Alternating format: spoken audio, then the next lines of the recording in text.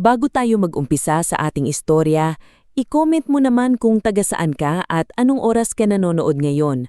Malay natin, baka habang pinapanood mo ito sa madaling araw, may isang eksena sa buhay ni Stella ang biglang tumama rin sa puso mo. Dahil minsan, ang mga taong tahimik lang lumalaban sa buhay ang may pinakamabigat palang dinadala. Sa gilid ng isang maingay na palengke sa bayan ng San Isidro, may isang makipot na eskinita na halos hindi pinapansin ng mga dumadaan. Doon nakatira si Maristela Amarante o mas kilala ng mga kapitbahay niya bilang Stella. 23 taong gulang lamang siya, ngunit kung titingnan ang mga mata niya, parang ilang dekada na siyang nakikipagbuno sa mundo. Tuwing madaling araw, bago pa man magtilaok ang manok ng kapitbahay, gising na si Stella. Habang ang ibang dalaga sa edad niya ay nag-aayos para sa trabaho sa opisina o nag-aaral pa sa kolehiyo, siya naman ay nakayuko sa maliit na lutuan sa kanilang inuupahang kwarto, naghahalo ng malagkit para sa kakaning ibebenta niya sa terminal. "Maaga ka na naman, ate?" Mahinang tanong ni Nilo, ang 15 taong gulang niyang kapatid, habang nakaupo sa gilid ng banig at hinihimas ang dibdib. Ngumiti si Stella kahit halata sa mukha niya ang puyat. "Kailangan, Neil. Kapag nauna kayo sa terminal, mas maraming makakabili. Baka sakaling makabili tayo ng gamot mo mamaya." Umubo si Nilo. Pilit niyang itinago iyon sa pamamagitan ng pagtalikurad, pero narinig pa rin ni Stella ang hingal sa bawat paghinga nito. Matagal nang may hika si Nilo. Hindi ito simpleng sipon o ubuyamang.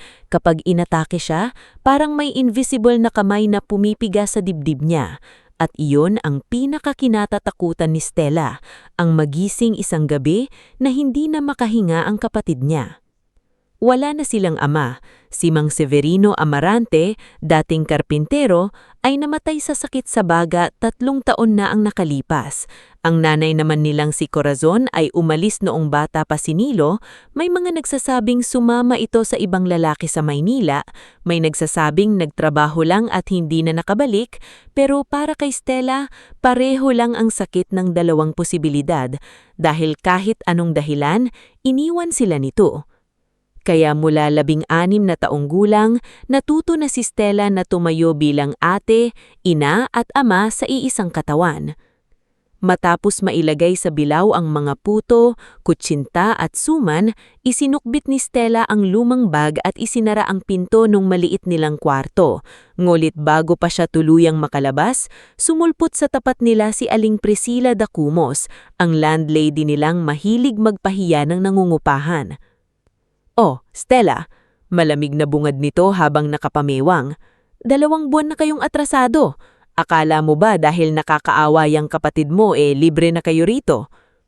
Napayuko si Nilo sa loob ng kwarto. Narinig niya iyon. Huminga ng malalim si Stella. "Aling Priscilla, magbabayad po ako. May inaasahan lang po akong kita ngayong linggo. Konting palugit pa po sana." "Palugit? Puro ka palugit." Tinaasan siya ng kilay ng matanda. "Kung hindi ka kasing nagmamagandang loob sa kung kani-kanino, may pera ka sana. Kahapon nakita kita, binigyan mo pa ng pagkain yung pulubi sa terminal. Ikaw na nga itong walang-wala nagpapakabayani ka pa." Napalunok si Stella. Gusto niyang sumagot pero pinili niyang manahimik. Hindi dahil wala siyang masasabi, kundi dahil ayaw niyang marinig ni Nilo na lalo pa siyang pinapahiya. "Bayaran mo ako bago matapos ang linggo. Kung hindi, ilalabas ko ang gamit ninyo sa eskinita." Tumanggo si Stella. "Opo." Pagdating niyo sa terminal, nagsisimula palang magdatingan ng mga pasahero. Amoy usok ng tambutso, pritong banana Q, kape at alikabok ang hangin. Doon halos lumaki ang pangarap ni Stella. Hindi sa magandang paaralan, hindi sa komportableng opisina, kundi sa pagitan ng busina ng jeep at tawaran ng mga pasahero. "Uy, Stella!" Tawag ni Yandra Velasco, matilik niyang kaibigan na nagtitinda ng kwek-kwek at fishball sa kanto ng terminal. Si Yandra ay palaban, maingay, at hindi natatakot makipagsagutan kahit kanino. "Mukha kang hindi natulog ah." Tawag ni Yandra sa kanya. "Sanay na," sagot ni Stella habang inaayos ang bilaw. Nilapitan siya ni Yandra at tinulungang ilapag ang paninda. Kumain ka na ba? Tikim-tikim lang habang nagluluto. Yang tikim-tikim na yan, hindi pagkain yan. Kapag ikaw nahimatay, sinong mag-aalaga kay Nilo? Ngumiti si Stella. Ikaw? Sus, kapal ng mukha mo. Biro ni Yandra, pero maya-maya ay inabot nito isang basong mainit na kape. Oh, libre, huwag ka nang umarte. Napatingin si Stella sa kanya. Yandra, may utang pa ako sa'yo. Hindi utang yan, investment yan sa kaibigan kong balang araw, yayaman din. Yayaman? Mahinang natawa si Stella. Sa putot kutsinta? Malay mo, baka bukas bibilhin ka ng malaking kumpanya. Pareho silang natatawa, ngunit sa likod ng ngiti ni Stella, naroon ang pagod na hindi kayang itago ng kahit anong biro. Ilang sandali pa, huminto ang isang lumang jeep sa tapat nila. Bumaba si Mang Odel Magtibay, jeepney driver na kilala sa terminal bilang mabait ngunit prangka. 58 anyos na siya, may makapal na bigote at palaging may dalang lumang radyo sa tabi ng manibela. O anak, sabi ni Mang Odel kay Stella, may suman pa ba riyan? Yung hindi mo na ibenta kahapon, ako na bumili. Alam kong kailangan mo ng dagdag. Mang Odel, sariwa po ito. Hindi ko po kayo bibigyan ng luma. Aba, masungit ka na rin na yun ha? Natatawang sabi ng matanda. Sige, bigyan mo ako ng 10. Yung 5, ipamimigay ko sa pasahero kong estudyante. Si Mang Odel ang isa sa mga iilang taong hindi kailanmang tumingin kay Stella ng mababa. Noong namatay ang ama nila, siya ang naghatid ng kabaong mula ospital hanggang sa maliit na sementeryo. Noong inatake si Nilo isang gabi, siya rin ang nagmaneho ng jeep nang walang hinihinging bayad papuntang klinik. Para kay Stella, si Mang Odel ang paalala na hindi lahat ng tao sa mundo ay naniningil kapalit ng kabutihan. Ngunit, hindi lahat sa terminal ay mabait. Bandang 9:09 ng umaga, dumaan si Cheska Mirasol, pinsan ni Stella. Nakasuot ito ng mamahaling blouse, may dalang maliit na bag na halatang branded at may kasamang 2 kaibigan na tila sanay manlait sa tahimik. Si Cheska ang pinsang palaging ipinagmamalaki ng kanilang angkan dahil nakapag-asawa ito ng mayamang negosyante. Stella? Kunwaring gulat nito. Ikaw pa rin pala nagtitinda rito. Tumigil si Stella sa pagbibilang ng barya. Oo, Cheska, kumusta? Kumusta naman ako? Ayos lang, may bago kaming kondo ni Ramil. Ikaw, dito ka pa rin sa terminal? Tumingin ito sa bilaw. Sayang ka, kung hindi ka sana tumigil sa pag-aaral, baka hindi ka ganito. Nainis si Yandra at akmang sasagot, ngunit hinawakan ni Stella ang braso niya. Kinailangan kong tumigil para kay Nilo, kalmadong sagot ni Stella. Lahat naman may dahilan, sabi ni Cheska habang bahagyang tumatawa. Pero hindi lahat ginagawang excuse ang kahirapan. Biglang nag-init ang mukha ni Stella, pero ngumiti pa rin siya. May gusto ka bang bilhin? Umismid si Cheska. Ay hindi, baka sumakit tiyan ko. Nagtawanan ng kasama nito. Umalis sila na parang walang tinapakang pagtatao. Naiwan si Stella na nakatingin sa mga kakaning tinitinda, tila biglang bumigat ang bilaw sa harap niya. Hayaan mo na, bulong ni Yandra. Balang araw, yang mga taong akala mo nasa taas, madadapa rin. Hindi ko naman hinihiling na madapa sila, gusto ko lang sana tumigil silang mangtapak. Kinahapunan, matapos maubos ang ilan sa paninda, dumiretso si Stella sa bahay lang matandang inaalagaan niya 3 beses sa isang linggo. Si Lola Dominga Alcantara ay dating guro na mahinang tuhod at halos hindi na makatayo ng mag-isa.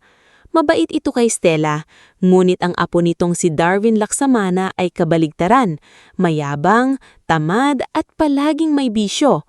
Pagpasok ni Stella sa bahay, nadatnan niyang si Darwin na nakaupo sa sala habang naglalaro sa cellphone. Oh, caregiver, sabi nito nang hindi tumitingin, late ka ng 5 minutes. Pasensya na, naghatid pa ako ng gamot ng kapatid ko. Lahat na lang may drama ka. Hindi sumagot si Stella. Dumiretso siya kay Lola Dominga. Pinunasan ng mga kamay nito, inayos ang gamot at tinulungan siyang kumain. Anak, kumain ka na ba? Mahinang sabi ng matanda. Opo, Lola. Pagsisinungaling ni Stella. Tinitigan siya ni Lola Dominga. Huwag kang magsisinungaling sa matanda. Kita sa mata ang gutom.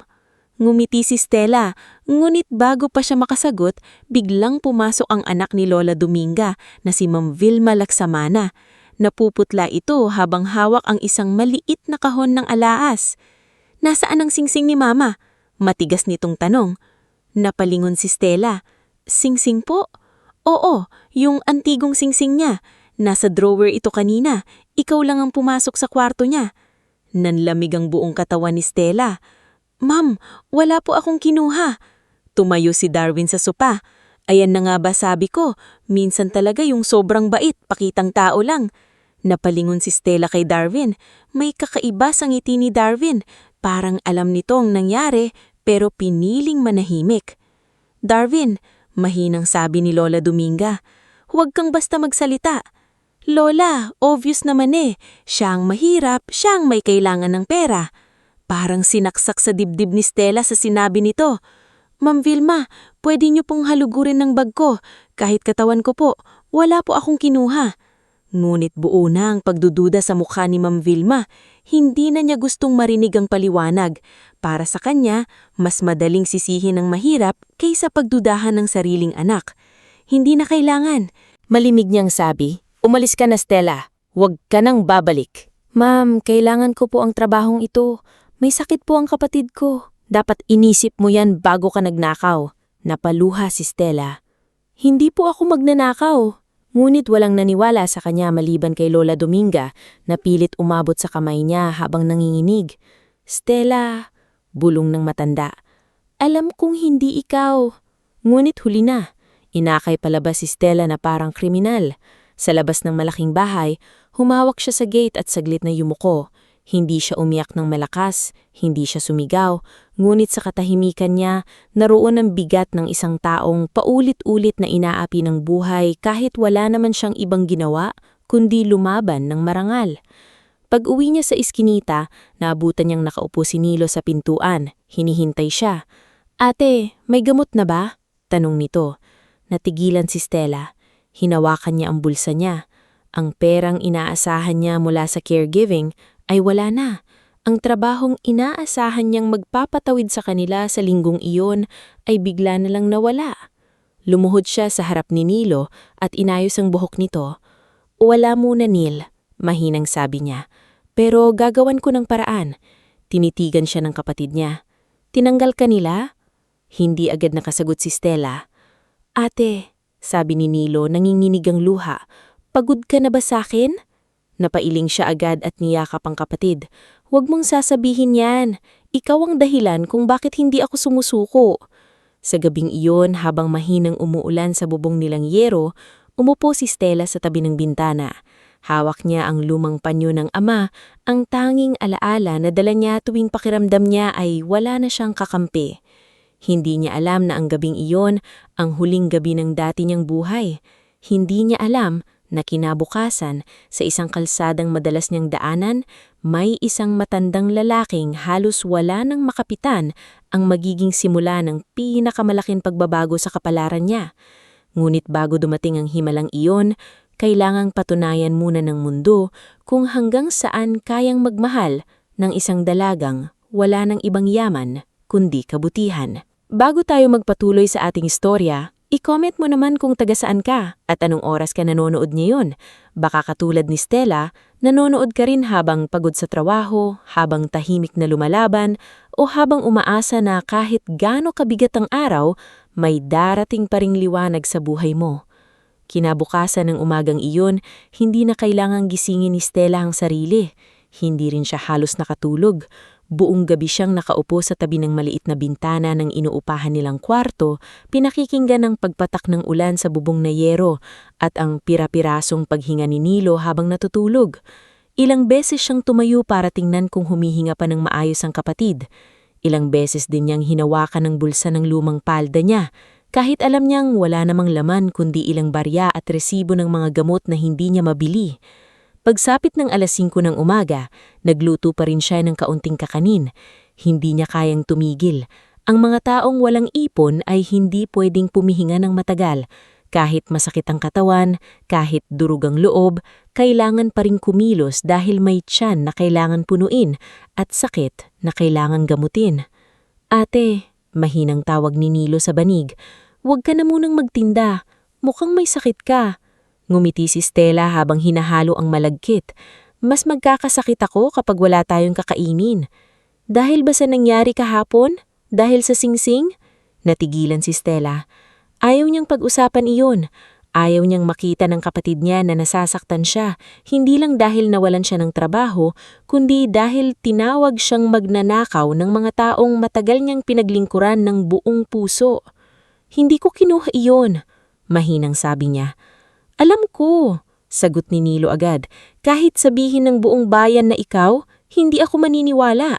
Napalingon si Stella. Sa simpleng salitang iyon, parang may maliit na bahagi ng puso niyang nabuo muli. Lumapit siya sa kapatid niya at hinaplos ang noo nito. Magpapagaling ka ha? Kapag magaling ka, ikaw naman ang mag-aaral ng mabuti. Ikaw ang aabot sa mga pangarap na hindi ko naabot. Ate, ikaw din. Huwag mong isusuko yung sayo. Ngumiti si Stella ngulit mabilis ding bumigat ang mukha niya nang marinig siya ng malakas na katok sa pinto. Stella, buksan mo to! Sigaw ng Aling Priscilla sa labas. Nagkatinginan ng magkapatid. Dahan-dahang binuksan ni Stella ang pinto. Naroon ang landlady nila, nakadaster na bulaklakin, may hawak na maliit na notebook ng utang at nakakunot ang noo na parang matagal nang hinihintay ng pagkakataon na masakit ng salita. Ngayon ang usapan natin, may pambayad ka na ba? Aling Priscilla, kahapon nawalan ako ng trabaho, pero magtitinda po ako ngayon. Makakapagbigay ako kahit kalahati muna. Kalahati? Singal ng babae. Akala mo ba tindahan ito ng awa? May anak din akong pinapaaral. Hindi pwedeng puro pangako. Hindi po ako tumatakbo sa utang. Hindi ka nga tumatakbo, pero hindi ka rin nagbabayad. Lumabas si Nilo. Hawak ang dibdib. Aling Priscilla, please po, bibigyan po namin kayo. Tiningnan siya ng landlady mula ulo hanggang paa. Ikaw bata, magpagaling ka muna bago ka makialam. Hindi ko problema kung may sakit ka. Nanigas si Stella. Sa lahat ng sinabi sa kanya ni Aling Priscilla, iyon ang pinakamasakit. Kaya kahit mahina ang katawan sa puyat, tumuwid siya. Huwag niyo pong idamay ang kapatid ko, mariin niyang sabi. Nagtaas ng kilay si Aling Priscilla. Aba, sumasagot ka na ngayon? Hindi po ako sumasagot. Nakikiusap lang po akong sa akin kayo magalit, huwag kay Nilo. Ilang kapitbahay ang nagsilip sa kanilang pintuan. May iba na nakikiusyoso, may iba na umiiling, pero walang lumapit para tumulong. Sanay na sila sa eksenang iyon. Sa eskinita nila, ang kahirapan ng isa ay libangan ng iba. Hanggang bukas ng gabi, sabi ni Aling Priscilla, kapag wala kang nailabas na pamayad, ilalagay ko sa labas ang gamit ninyo. Pagkasara ng pinto, naupo si Stella. Hindi siya umiyak. Wala na yata siyang luhang mailalabas. Inayos niya ang bilaw, isinukbit sa braso, at bago lumabas ay binalingan si Nilo. Pahinga ka lang, huwag kang lalabas. Kapag nahirapan kang huminga, puntahan mo agad si Mang Odel sa terminal. Ate, saan ka pupunta? Magtitinda. Tapos hahanap ako ng kahit anong trabaho. Sa terminal, mas mahina ang benta kaysa karaniwan. Maulap ang langit at kaunti ang pasahero. Ilang beses inalok ni Stella ang mga dumadaan, ngunit marami ang umiiwas. May iba namang tumatawad ng sobra. Nandoon si Yandra sa pwesto niya. Halatang napansin ng lungkot sa mukha ni Stella. Hoy, sabi ni Yandra habang inilalapit ang kaldero ng kwek-kwek. Kumusta ka? Kaya pa. Kapag sinabi mong kaya pa, ibig sabihin hindi na kaya. Napangiti ng bahagya si Stella. May deadline kami sa renta bukas. Magkano pa kulang? Marami. Stella, bakit hindi mo sabihin sa akin? Yandra, may sarili ka ring problema. Hindi pwedeng lagi na lang ako. Napasingamot si Yandra. Kaibigan mo ako, hindi dekorasyon sa terminal. Kapag kailangan mo, kailangan mo. Bago pa makasagot si Stella, dumating si Mang Odel. Bumaba ito mula sa jeep, dala ang lumang radyo at isang paper bag. "Oh, mga anak, may dala akong pandesal. Mainit pa. Huwag na kayong tumanggi." "Mang Odel, nakakahiya na po," sabi ni Stella. "Ang nakakahiya ay yung nakakakita ng gutom pero nagbubulag-bulagan," sagot ng matanda. "Kain!" Tinanggap ni Stella ang pandesal. Habang kinakain niya iyon, ramdam niya ang init sa lalamunan hanggang dibdib. Hindi lang dahil sa pagkain, kundi dahil sa pakiramdam na kahit papaano, may mga taong hindi siya hinahayaang tuluyang malumod. Maghahapon na nang naubos ang natira niyang paninda. Maliit lang ang kinita niya. Hindi sapat sa renta, hindi sapat sa gamot, hindi sapat sa kahit anong problema nila.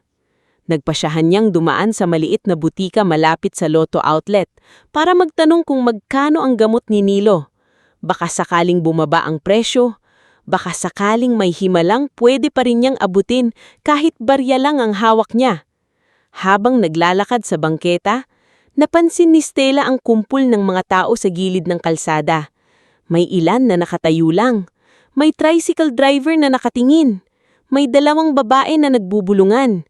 Sa gitna nila, may matandang lalaking nakahandusay, suot ang kupas na polo, maruming pantalon at lumang sapatos na halos bumuka na ang swelas.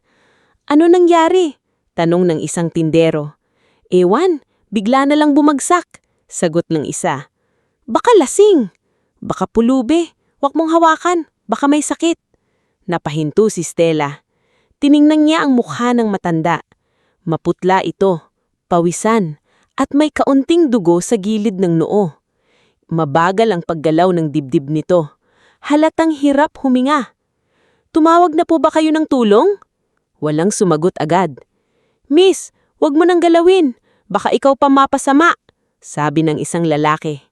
Napatingin si Stella sa kanya. "Mas mapasama po siya kapag walang gagalaw." Lumuhod siya sa tabi ng matanda. Inilapag ang bilaw at inilabas ang maliit na bote ng tubig na dala niya. Dahan-dahan niyang itinaas ang ulo nito gamit ang nakatuping panyo ng ati niya. "Tay, naririnig niyo po ako?" Bahagyang gumalaw ang labi ng matanda. "Tubig. Inom po kayo ng dahan-dahan." May isang babae na napailing. "Nako, baka madumihan niyang panyo mo." Hindi na lumingon si Stella. Pinahid niya ang dugo sa noon ng matanda at pinaypayan niya ito gamit ang takip ng bilaw. Nang makita niyang naninginig ang kamay nito, hinawakan niya ito ng mahigpit. "Ano pong pangalan niyo?" Matagal bago makasagot ang matanda. "Feliciano." "Don Feliciano?" Bulong ng isang lalaking nakatayo malapit sa Lotto Outlet. Parang pamilyar, ngunit walang lumapit. Kinuha ni Stella ang cellphone niya. Ngunit wala na itong load, kaya tumayo siya at mabilis na tumakbo pabalik sa terminal. "Mang Udel!" sigaw niya pagdating. "May matandang bumagsak sa kalsada. Kailangan nating dalhin sa health center." Hindi nagdalawang isip si Mang Udel. "Saan? Sundan niyo po ako." Sumama rin si Yandra. "Ako tatawag sa barangay health worker." Pagbalik nila, naroon pa rin ang matanda. Ngunit mas mahina na. Tinulungan ni Mang Udel na buhatin ito papunta sa jeep. Ilang tao ang nanood lang. May kumuha pa ng video, bagay na ikinasama ng loob ni Stella. "Kuya, pakiusap, wag niyo na po i-video. Tulungan niyo na lang po kung gusto niyo." Napahiya ang lalaki at ibinaba ang cellphone. Sa health center, halos isara na ang klinik dahil gabi na. Mabuti na lang at naroon pa si Nurse Belina Tuazon, isang pagod ngunit mabait na nurse na kilala ni Mang Udel. "Ano nangyari?" tanong nito. "Bumagsak po sa kalsada. May sugat po sa ulo. Naninginig din po." Dinala nila si Don Feliciano sa maliit na kama. Habang tinitignan siya ni Nurse Belina, nanatili si Stella sa tabi. Hindi niya kilala ang matanda, ngunit hindi niya kayang iwan ito. May kung anong lungkot sa mukha nito na parang matagal nang naghihintay ng taong hahawak sa kamay niya sa huling sandali. "Anak," mahinang sabi ni Don Feliciano nang bahagyang magkamalay. "Bakit mo ako tinulungan?" "Dahil kailangan niyo po ng tulong. Hindi mo ako kilala. Hindi naman po kailangang kilala muna bago tulungan." Napatitig ang matanda sa kanya. Parang may alaala itong nakita sa mukha ni Stella. "Maraming dumaan," bulong nito. "Lahat umiwas. Takot lang po siguro sila." "Hindi," sagot ng matanda. Sanay lang silang hindi makita ang taong wala nang pakinabang. Hindi alam ni Stella kung ano ang isasagot. Hinawakan na lang niya ang kamay nito. Ilang sandali pa, humingi si Nurse Belina ng ilang gamot at gamit na kailangang bilhin sa butika. Napatingin si Stella sa maliit niyang pera. Iyon na sana ang natitirang pangbayad sa gamot ni Nilo.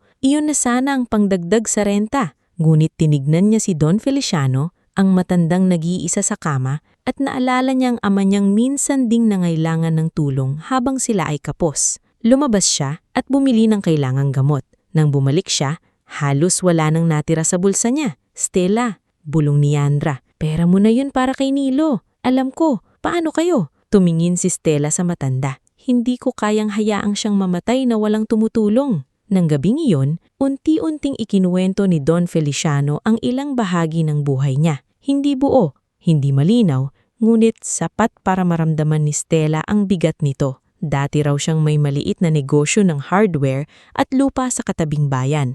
Wala siyang sariling anak, ngunit marami siyang kamag-anak. Noong malakas pa at may pera, maraming nakapaligid sa kanya. Ngunit nang magkasakit, nang ibenta niya ang ilang ari-arian para ipagamot ang sarili, unti-unting nawala ang mga taong tumatawag sa kanya na tito, kuya, at don. May pamangkin ako, sabi, halos pabulong. Leandro, magaling magsalita, magaling ngumiti kapag may kailangan. Pero nang humina ako, gusto na lang niyang ipirmahin ng papeles. Nasaan po siya ngayon? Tanong ni Stella. Hinahanap ang natitirang yaman, hindi ako. Mapait na sagot ng matanda. Sumikip ang dibdib ni Stella. May mga tao talagang mas mahal ang ari-arian kaysa buhay. Lumalim ang gabi. Sinabi ni Nurse Belina na dapat sana itong dalhin sa mas malaking ospital, gulit wala silang ambulance agad at kailangan ng guardian. Sinubukan ni Mang Udel makipag-ugnayan sa barangay, habang si Yandra ay bumili ng lugaw para kay Stella, kahit alam niyang halos hindi ito makakalunok. Bandang hating gabi, biglang nanghina si Don Feliciano. Bumilis ang kilos ni Nurse Belina. Lumapit si Stella. Hawak ang kamay ng matanda. Anak, tawag nito. Nandito po ako. May kinapa ang matanda sa bulsa ng polo niya. Nang mailabas niya ito, isa itong loto ticket. Bahagyang gusot, mulit tuyo pa rin ito. Ipinatong niya iyon sa palad ni Stella. Kunin mo, napailing si Stella. Tay, sa inyo po ito. Binili ko yan kanina. Hindi ko alam kung bakit. Matagal na akong hindi tumataya. Siguro gusto ko lang maniwala kahit minsan. Tay, itabi niyo po. Baka kailanganin niyo pa. Mahinang ngumiti si Don Feliciano. Hindi ko na kailangan ng pera, anak. Ang kailangan ko, may makaalala na minsan may taong hindi ako iniwan sa kalsada. Nangingilid ang luha ni Stella. Huwag po kayong magsalita ng ganyan. Hinawakan ng matanda ang kamay niya ng mas mahigpit. Hindi lahat ng biyaya ay hinahanap. Minsan, ibinibigay sa taong marunong magmalasakit. Tay, Feliciano Arandia, mahina nitong sabi na parang gusto niyang matandaan ni Stella ang buong pangalan niya. Kung may magtanong, sabihin mo, ako ang nagbigay. Pagkatapos nun, huminga siya ng malalim, isang mabigat, mahaba at huling paghinga. Sumigaw si Nurse Belina para humingi ng tulong, ngunit sa mukha pa lang niya, alam na ni Stella ang nangyari. Tahimik na bumagsak ang luha ni Stella habang hawak pa rin ang kamay ng matanda. Wala siyang dugong koneksyon dito. Wala siyang makukuhang kapalit. Pero sa sandaling iyon, pakiramdam niya ay may isa na namang taong iniwan ng mundo ang pumanaw sa harap niya. Sa labas ng health center, huminto ang ulan. Hawak ni Stella ang lumang loto ticket, hindi bilang pag-asa sa yaman, kundi bilang huling alaala ng isang matandang piniling magtiwala sa kanya sa pinakahuling oras ng buhay nito. Hindi niya alam na sa maliit na papel na iyon, nakasulat ang simula ng pagbabago ng lahat. Ngunit ng gabing iyon, bago pa dumating ang gulat ng kinabukasan, ang alam lang ni Stella ay may isang taong namatay na hindi nag-iisa. At kahit wala siyang pera, kahit nanganganib silang mapalayas, kahit may sakit si Nilo, pinili pa rin niyang maging mabuti sa oras na pinakamadaling maging manhid. Bago tayo magpatuloy sa ating istorya, i-comment mo naman kung taga saan ka at anong oras ka nanonood ngayon. Minsan, habang tahimik lang tayong nakikinig sa kwento ng iba, hindi natin namamalayan na may parte ng buhay natin ang nakikita natin sa kanila, lalo na sa mga taong paulit-ulit nang nasaktan pero hindi pa rin nakakalimot maging mabuti. Pag-uwi ni Stella mula sa health center, madaling araw na. Basa pa ang kalsada mula sa ulan at ang hangin ay malamig na parang baon nito ang lungkot ng gabing lumipas. Hawak ni Stella ang isang kamay ang lumang panyo ng ama niyang ginamit niya upang punasan ng sugat ni Don Feliciano at sa kabilang kamay naman ay ang maliit na lotto ticket na ibinigay ng matanda bago ito tuluyang pumanaw. Hindi niya tiningnan ng matagal ang tiket. Para sa kanya, hindi iyon sugal, hindi iyon pag-asa sa pera at lalong hindi iyon bagay na dapat pag-isipan sa gitna ng bigat ng nangyari. Para sa kanya, iyon ay huling alaala ng isang matanda na iniwan ng mga tao sa kalsada pero kahit papano ay hindi namatay na walang humahawak sa kamay. Pagdating niya sa eskinita, tahimik na ang paligid. May ilang ilaw lang sa mga bintana. Ang aso ng kapitbahay ay nakahiga sa ilalim ng sirang kariton at ang basang tsinelas sa tabi ng pintuan ay tila saksi sa kahirapan ng mga taong doon nakatira. Dahan-dahang binuksan ni Stella ang pinto ng kanilang kwarto. "Ate!" Mahinang tawag ni Nilo. Nagulat si Stella. "Bakit gising ka pa?" "Nag-aalala ako. Sabi ni Yandra may tinulungan ka raw na matanda." Umupo si Stella sa tabi ng kapatid. Halata sa mukha ni Nilo ang pagod. May bahid pa rin ng hirap sa paghinga, ngulit pinilit nitong manatiling gising hanggang makauwi siya. "Pumanaw na siya," bulong ni Stella. Natigilan si Nilo. "Kilala mo siya?" "Hindi, pero bago siya nawala, ibinigay niya ito." Ipinakita niya ang lotto ticket. Tiningnan iyon ni Nilo na parang simpleng papel lang.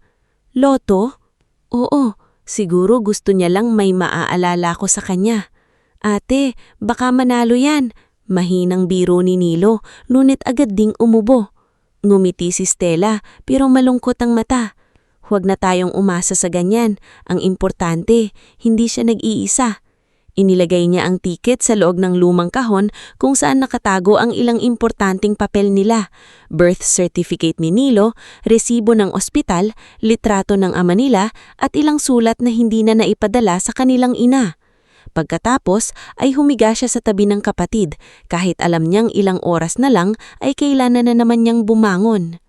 Kinabukasan, mabigat ang katawan ni Stella, ngunit mas mabigat ang isip niya. Nasa huling araw na sila ng palugi ni Aling Triskila. Wala siyang pambayad sa renta. Wala rin sapat na pera para sa gamot ni Nilo. Ang kakanin na iniluto niya ay mas kaunti kaysa dati dahil kulang na ang puhunan. "Ate, baka pwede akong sumama sa'yo sa terminal." "Hindi pwede, mahina baga mo. Pero kailangan mo ng tulong." "Kailangan gumaling ka. Yun ang tulong na hihingin ko sa'yo." Pagdating sa terminal, tila ordinaryong araw lang ang lahat. Maingay ang mga jeep, mainit ang kape sa karinderya ni Aling Bebang, may mga estudyanteng naghahabol sa unang biyahe at may mga tindero-tinderang nagtatawag ng suki. Ngulit para kay Stella, iba ang pakiramdam ng araw na yon. Parang may iniwan sa dibdib niya ang pagkamatay ni Don Feliciano, isang lungkot na hindi niya maipaliwanag. "Oh, buhay ka pa nang pala." Bungad ni Yandra nang makita siya. "Akala ko matutumba ka na rin sa pagod." Hindi pa." Mahinang sagot ni Stella habang inilalapag ang bilaw. Lumapit si Mang Odel, hawak ang lumang radyo na laging nakasabit sa jeep niya. "Anak, kumusta ka? Nakauwi ka ba ng maayos?" "Opo, Mang Odel. Salamat po kagabi." "Walang anuman. Yung matanda, may kamag-anak ba?" "Wala pong dumating. Si Nurse Belina na raw po muna ang nag-report sa barangay." Napabuntong hininga si Mang Odel. Kawawang tao. Minsan kahit may pangalan at yaman noon, kapag wala ng silbi sa mata ng pamilya, parang basura na lang. Tumahimik si Stella. Hindi niya alam kung bakit tumusok sa puso niya ang sinabi ni Mang Odel. Nagpatuloy siya sa pagtitinda. Bawat bumibili ay pinapasalamatan niya, bawat baryang pumapasok sa maliit niyang supot ay binibilang niya sa isip. Ngunit kahit ubusin pa niya ang paninda niya, alam niyang kulang pa rin iyon. Bandang tanghali, huminto siya saglit sa ilalim ng lilim ng poste, habang si Yandra ay nagbabalot ng fishball para sa suki. Biglang lumakas ang radyo ni Mang Odel mula sa loob ng jeep. Karaniwang balita at patalastas lang iyon kaya hindi sana papansinin ni Stella. Ngunit nang marinig niya ang boses ng announcer, napalingon siya. At para naman sa resulta ng Lotto draw kagabi, narito ang lumabas na winning combination. Nagpatuloy sa pagbabalot si Yandra pero si Mang Odel ay napahinto at tinaasan ng volume. "Oy, Lotto," sabi ng matanda, "malay natin baka may nanalo sa bayan natin." Isa-isang binanggit ng announcer ang mga numero. Sa unang numero, hindi kumilos si Stella. Sa pangalawa, kumunot ang noo niya. Sa pangatlo, parang may malamig na hangin dumaan sa likod niya. Sa pang-apat, ibinaba niya ang hawak na supot ng barya. Sa panglima, halos hindi na siya huminga. At nang mabanggit ang pang-anim na numero, biglang naalala ni Stella ang maliit na papel sa lumang kahon nila. "Stella?" tawag ni Yandra. "Bakit?" Hindi agad nakasagot si Stella. Nanginginig ang kamay niya habang hinahawakan ng gilid ng bilaw. "Yung ticket," bulong niya. "Anong ticket?" "Yung ibinigay ni Don Feliciano." Nanlaki ang mata ni Mang Odel. "Nasa iyo ba yun?" "Nasa bahay." Halos hindi na niya naayos ang paninda. Nagmamadaling tinakpan ni Stella ang bilaw at kasama sina Yandra at Mang Odel, tumakbo siya pabalik sa eskinita. Habang tumatakbo, naririnig niya ang tibok ng puso niya sa tenga. Hindi niya alam kung umaasa ba siya o natatakot. Parang imposible. Parang hindi totoo. Parang isa na namang biro ng buhay na kapag pinaniwalaan niya, lalo lang siyang masasaktan. Pagdating nila sa kwarto, nagulat si Nilo nang makita silang hingal na hingal. "Ate, may nangyari ba?" "Yung ticket, Nil. Nasaan yung kahon?" "Nasa ilalim ng unan." Mabilis na kinuha ni Stella ang lumang kahon.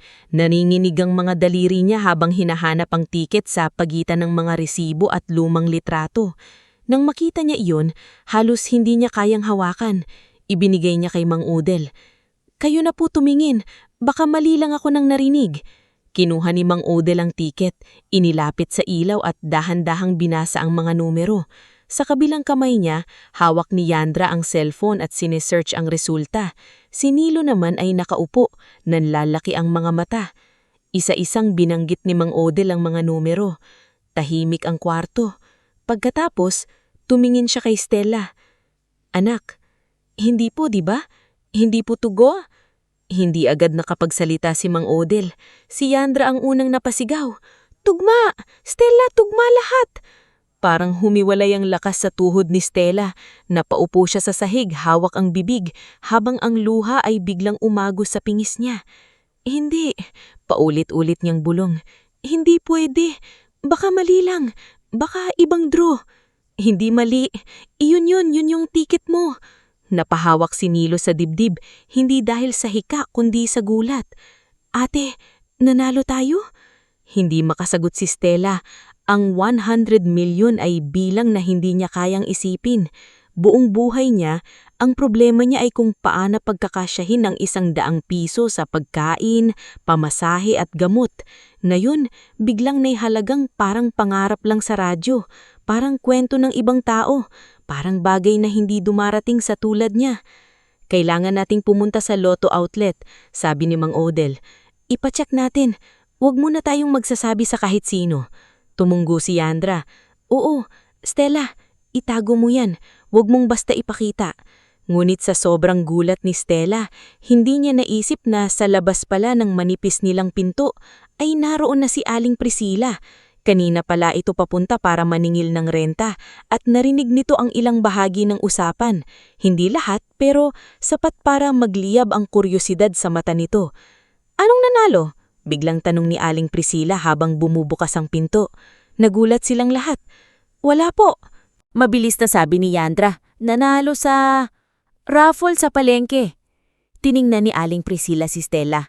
Pagkatapos ay ang tiket na mahigpit nitong hawak. Sumikip ang tingin niya. "Raffle?" sabi niya. "Bakit parang lotto ticket yan?" Tumayo si Mang Odel at hinarangan ng bahagya si Stella. "Aling Priscilla, saka na po kayo maningil, may inaasikaso kami." "Aba, ako pa ang paaalisin sa sarili kong paupahan." "Hindi po sa ganon," sabi ni Stella, pilit na pinapakalmang sarili. "Magbabayad po ako mamaya." Tumaas ang kilay ng landlady. "Mamaya? Biglang may pambayad?" Hindi na sila nakipagtalo. Mabilis silang umalis habang si Aling Priscilla ay naiwang nakatayo sa pintuan, puno ng hinala ang mukha. Sa Lotto outlet, halos hindi makahinga si Stella habang ipinapasok sa masinang tiket. Naroon si Yandra sa tabi niya, hawak ang kamay niya. Si Mang Odel naman ay nakatayo sa likod, parang ama na nakabantay sa anak. Ilang segundo lang ang lumipas ngulit para kay Stella, parang buong taon. Tumingin ang babae sa loob ng outlet sa screen. Bigla itong nanlaki ang mata. Muli niyang itiningnan ang tiket saka si Stella. "Ma'am, kailangan po ninyong pumunta sa main office. Jackpot winner po kayo." Nanilamig ang buong katawan ni Stella. "Magkano po?" tanong ni Yandra kahit alam na nila. "Estimated jackpot po ay 100 million pesos.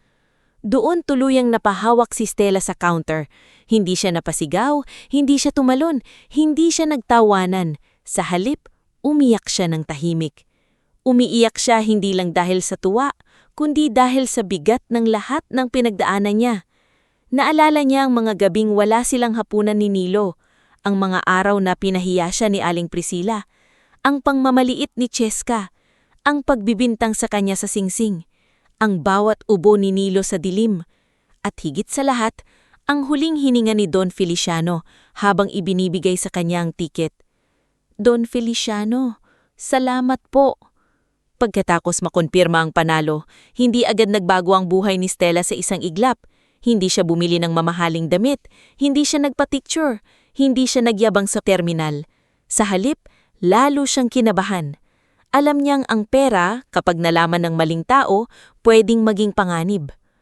"Unang gagawin natin," sabi ni Mang Odel habang nakaupo sila sa isang tahimik na karinderya.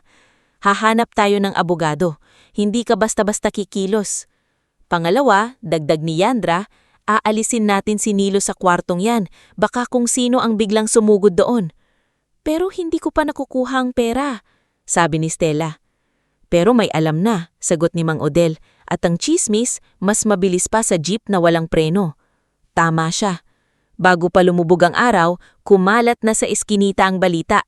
Si Aling Priscilla na kanina pa palang nagtatanong-tanong malapit sa Lotto outlet ang unang nagpakalat. Yung Stella raw nanalo sa Lotto, kaya biglang mayabang na. May mga taong hindi naniwala, ngunit may mga agad na nag-abang sa labas ng kwarto ni Stella. May nanghihiram agad ng pera kahit hindi naman sila dating nagpakansinan. May biglang nangamusta, may dala pang pansit na halatang may kapalit na inaasahan. Kinagabihan, dumating si Brando Ortula, ang kapatid ng yumayaong nilang ama. Matagal na itong hindi nagpapakita maliban kapag may pakinabang, lalo na sa usapin ng maliit na lupang naiwan ng ama nila sa probinsya. "Pamangkin," malakas nitong bati, na parang dati silang malapit. "Alam mo, matagal ko na kayong gustong bisitahin." Tahimik siyang hinarap ni Stella. "Ngayon lang po kayo dumating, Tito Brando." "Busy lang, pero pamilya tayo. Kung may biyaya, dapat nagtutulungan." Lumapit si Yandra at bumulong. "Naku, naaamoy ang pera." Hindi pa umaalis si Brando nang dumating naman si Cheska, suot ang peking ngiti at dalang basket na prutas. "Kasin," sabi nito, malambing ang tono na hindi bagay sa dati niyang panlalait. "Grabe bes, bless ka talaga. Sabi ko naman noon may mararating ka." Tiningnan siya ni Stella. Naalala niya ang sabi niya sa terminal na baka sumakit ang tiyan niya kapag bibili ng kakanin niya. "Salamat, Cheska," maikli ang sagot. Hindi niya sila pinaalis ng bastos, ngulit hindi rin siya nagpinasok ang salita nila sa puso niya. Natuto siya sa hirap. Ang biglang bait ng mga taong nang ayaw noon ay hindi laging pagsisisi. Minsan, gutom lang yun sa parte ng biyaya. Kinabukasan, sa tulong ni Mang Odel, nakilala ni Stella si Attorney Imelda Quibranza, isang diretso magsalitang abogado na may maliit na opisina malapit sa munisipyo. Hindi ito marangya, ngunit malinis at puno ng lumang libro. "Unang-una," sabi ni Attorney Imelda, matapos marinig ang kwento, "huwag kang pipirmahan ng kahit anong dokumento nang hindi dumaan sa akin. Pangalawa, huwag kang magbibigay ng malaking pera kay kanino habang hindi pa naaayos ang claim. Pangatlo, kailangan nating idokumento na kusang binigay sa iyo ang tiket." "May witness po," sabi ni Stella. "Si Nurse Belina, si Mang Odel, si Yandra, at may health center log po siguro." "Mabuti," sagot ng abogado, "dahil siguradong may hahabol dyan." Hindi nagkamali si Attorney Imelda. Ilang araw pa lang ang lumipas habang inaasikaso nila ang claim at pansamantalang dinala si Nilo sa klinik para matignan ng maayos, may dumating na itim na kotse sa harap ng munting opisina. Bumaba mula rito ang isang lalaking nakasuot ng mamahaling polo at salamin. Makinis ang kilos, malamig ang ngiti, at sa unang tingin pa lang ay halatang sanay makuha ang gusto. "Maristela Amarante?" tanong nito. Tumayo si Mang Udel sa tabi ni Stella. "Sino ka?" Ngumiti ang lalaki. "Leandro Arandia, pamangkin ni Don Feliciano." Naramdaman ni Stella na nanlamig ang kamay niya. "May kailangan po ba kayo?" tanong niya. "Meron," sagot ni Leandro habang nakatingin diretso sa kanya. "Yung lotto ticket na hawak mo, pag-aari ng pamilya namin." "Hindi po," mahina ngulit matatag na sagot ni Stella. "Ibinigay po iyon sa akin ni Don Feliciano bago siya namatay." Tumawang ng bahagya si Leandro. "Madaling sabihin yan, lalo na kung patay na ang taong gagamitin mong dahilan." Nanlaki ang mata ni Yandra. "Hoy, ingatan mo bibig mo!" Hindi pinansin ni Leandro si Yandra. Lumapit siya ng isang hakbang kay Stella. "Alam mo bang pwede kitang kasuhan? Pwede kong palabasin na ninakaw mo yan mula sa matandang mahina na ang pag-iisip. May abogado ako. May koneksyon ako. At ikaw?" Tinignan niya ang simpleng damit ni Stella. "Isa kang tindera ng kakanin na biglang yumaman." Kumirot ang dibdib ni Stella, ngulit hindi siya umatras. "Hindi ko po ninakaw ang tiket. Tinulungan ko siya noong walang gustong lumapit." "Touching," malamig na sagot ni Leandro. "Pero hindi sapat ang awa para maging legal ang pagkuha mo sa pera ng pamilya namin." Bago pa makasagot si Stella, bumukas ang pinto ng opisina. Lumabas si Attorney Imelda, hawak ang folder at matalim ang tingin. "Kung may claim kayo, Mr. Arandia, idaan ninyo sa tamang proseso," sabi nito. "At kung tatakutin ninyo ang kliyente ko, sisiguraduhin kong kayo ang unang makakasuhan." Saglit na natahimik si Leandro. Pagkatapos ay gumiti siya. "Sige, magkikita tayo sa tamang proseso." Bago siya sumakay sa kotse, muli nang tinignan si Stella. "Enjoyin mo muna ang pakiramdam na panalo ka. Hindi magtatagal yan." Umalis ang kotse, ngunit naiwan ang banta sa hangin. Sa unang pagkakataon mula nang makumpirma ang panalo, hindi pera ang naramdaman ni Stella. Takot. Hindi para sa sarili niya, kundi para kay Nilo. Para sa mga taong tumulong sa kanya. Para sa katotohanan na kahit dumating na ang biyaya, may mga taong handang agawin nito gamit ang kasinungalingan. Ngunit habang nakatayo si Stella sa harap ng opisina ni Attorney Imelda, hawak ang kamay ni Nilo, naramdaman niyang hindi na siya ang dating Stella na tahimik lang tatanggap ng pang-aapi. Lumapit si Nilo sa kanya. "Ate, matatalo ba tayo?" Tumingin si Stella sa kapatid. Pagod pa rin siya, takot pa rin. Ngunit sa likod ng luha sa mga mata niya, may bagong tapang na unti-unting nabubuo. Hindi tayo magnanakaw, hindi tayo sinungaling, at hindi natin hahayaang agawin nila ang huling kabutihang naiwan sa atin ni Don Feliciano.